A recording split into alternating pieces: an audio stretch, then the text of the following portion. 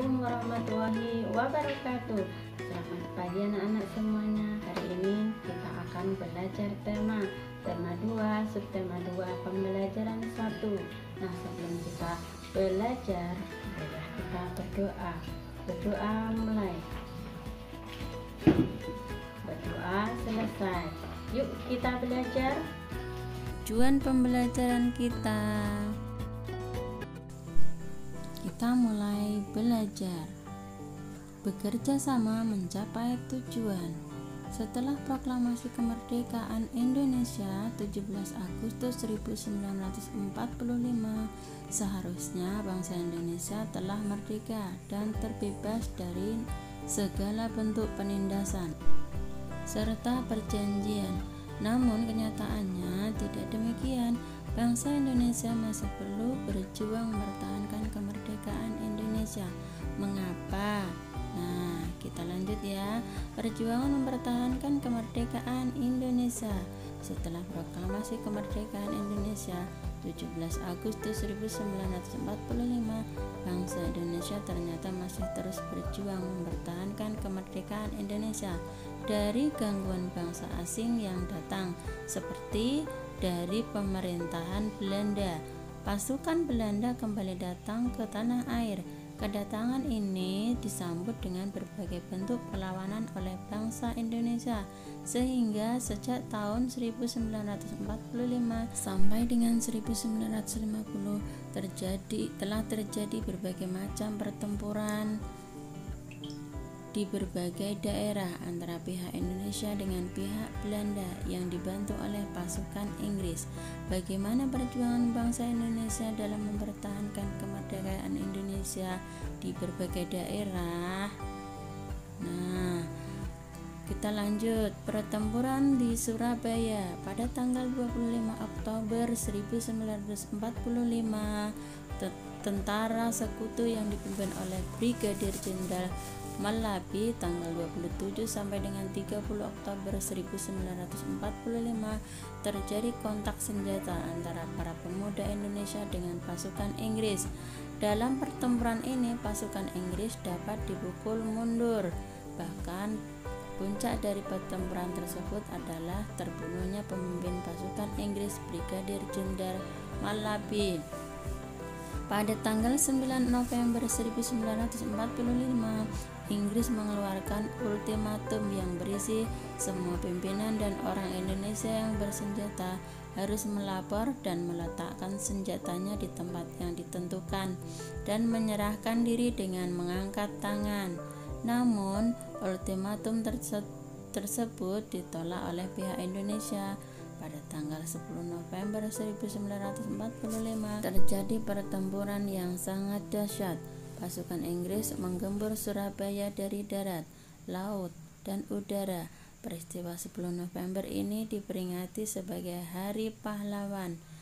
Nah, setelah membaca teks, berdasarkan teks di atas, isilah peta pikiran berikut menggunakan kalimat efektif. Apa pertempuran Surabaya itu? Mengapa pertempuran Surabaya itu? Siapa aja yang ada dalam pertempuran Surabaya itu? Bagaimana terjadinya pertempuran Surabaya itu? Kapankah terjadinya pertempuran Surabaya itu? Di manakah terjadinya pertempuran Surabaya itu? Nah, kita lanjut.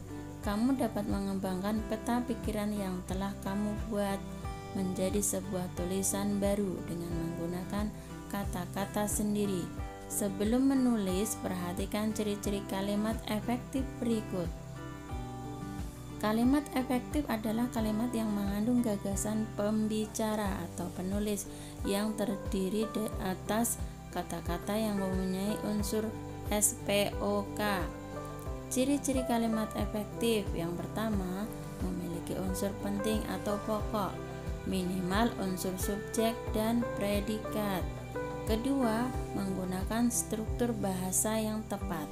Ketiga, memenuhi kaidah ejaan yang berlaku. Keempat, menggunakan pilihan kata, diksi yang tepat dan sesuai kebutuhan. Buatlah tulisan menggunakan kata-kata sendiri tentang pertempuran Surabaya berdasarkan peta pikiran yang telah kamu buat.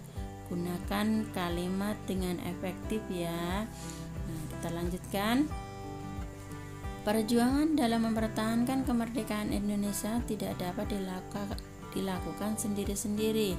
Sangat diperlukan kerjasama dan persatuan dari seluruh rakyat Indonesia agar cita-cita yang menjadi bangsa yang bebas dan merdeka dapat tercapai. Kembali teks tentang pertempuran Surabaya dan jawab pertanyaan berikut ya. Apa makna yang dapat kamu petik dari upaya mempertahankan kemerdekaan dalam pertempuran Surabaya? Nah, kita lanjutkan. Pertempuran Surabaya adalah satu dari sekian banyak upaya yang dilakukan oleh bangsa Indonesia dalam mempertahankan kemerdekaan Indonesia. Masih banyak perjuangan lain yang dilakukan di berbagai daerah, misalnya pertempuran Ambarawa, pertempuran Medan Area, Bandung Lautan Api, agresi militer Belanda I, dan agresi militer Belanda II. Kamu akan mencari informasi tentang perjuangan dalam mempertahankan kemerdekaan secara berkelompok dengan berbagai tugas sebagai berikut. Kelompok pertama, tugasnya mencari informasi tentang pertempuran Ambarawa dan disajikan oleh bentuk peta pikiran. Yang kedua, mencari informasi tentang pertempuran Medan Area dan disajikan dalam bentuk peta pikiran. Yang kelompok ketiga, mencari informasi tentang Bandung Lautan Api dan disajikan dalam bentuk peta pikiran.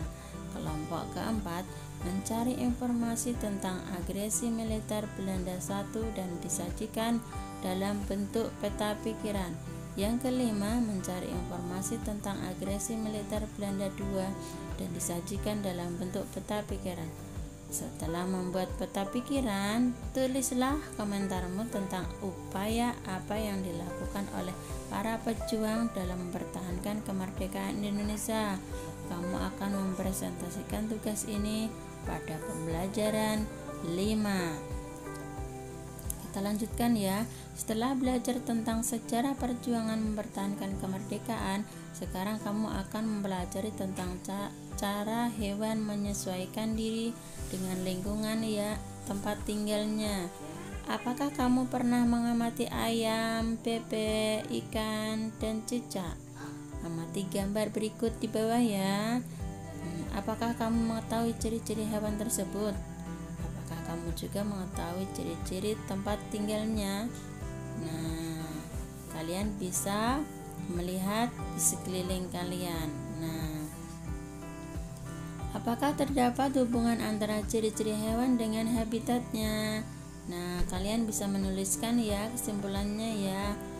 Tuhan menciptakan makhluk hidup dengan segala keunikan dan keistimewaannya, tidak terkecuali hewan. Keunikan dan keistimewaan hewan tersebut kita kenal dengan ciri khusus. Ciri khusus pada hewan tersebut mempunyai hubungan yang erat dengan tempat tinggalnya. Misalnya ikan memiliki insan untuk bernapas di dalam air, cicak memiliki perekat pada kakinya untuk dapat menempel di dinding, dan bebek memiliki selaput pada kakinya agar dapat berenang di air. Pernahkah kamu mengamati bebek berenang di kolam? Mengapa bebek dapat berenang dengan baik? Bebek memiliki ciri khusus yang disesuaikan dengan tempat tinggalnya. Bebek hidup di darat, namun untuk mencari makan, bebek biasanya berada di air. Ciri khusus yang dimiliki bebek untuk mencari makan berupa paruh yang agak panjang dan lebar pada bagian ujungnya. Bebek mencari makan di air seperti kolam, sungai, sawah, dan danau ya yang dangkal. Bulu bebek dilapisi oleh minyak. Berikan